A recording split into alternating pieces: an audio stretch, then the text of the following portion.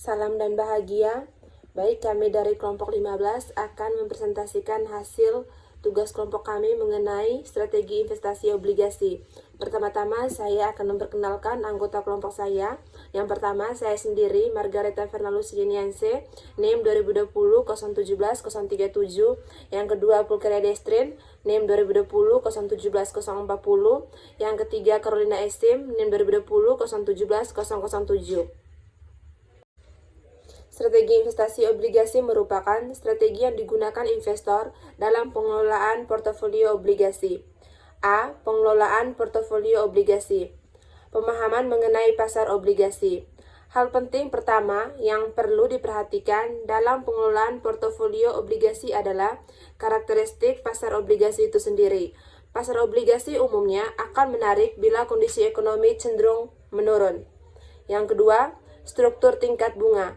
Struktur tingkat bunga adalah hubungan antara waktu jatuh tempo dengan yield untuk suatu kategori obligasi tertentu pada waktu tertentu. Berikutnya, struktur risiko tingkat bunga. Dari penjelasan mengenai struktur tingkat bunga di atas, kita dapat mengetahui berbagai teori tentang hubungan antara maturitas dan yield obligasi. Analisis selanjutnya berkenaan dengan struktur risiko dari tingkat bunga itu sendiri. Faktor-faktor yang mempengaruhi besarnya yield spread. Yang pertama itu perbedaan kualitas obligasi. Yang kedua, perbedaan dalam bentuk call provision.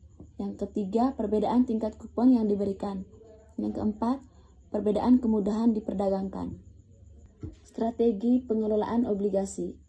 Dalam pengelolaan portofolio obligasi ada 3 pendekatan. Yang pertama, pasif, aktif, dan kombinasi dari kedua pendekatan tersebut atau strategi imunisasi. Pemilihan strategi yang akan digunakan sangat tergantung kepada preferensi risiko, pengetahuan tentang pasar obligasi, dan tujuan dari investasi yang diinginkan dicapai oleh investor. Saya akan melanjutkan. Yang berikutnya ada strategi pengelolaan pasif. Strategi pasif akan didasari oleh pemikiran bahwa pasar tersebut berada dalam kondisi yang efisien, sehingga harga-harga sekuritas di pasar pun sudah ditentukan secara tepat sesuai dengan nilai intriknya. Strategi yang termasuk pendekatan pasif tersebut dalam pengelolaan portofolio obligasi yaitu antara lain, yang pertama, beli dan simpan, yang kedua, mengikuti indeks pasar, yang ketiga, strategi imunisasi, yang keempat, strategi pengelolaan aktif.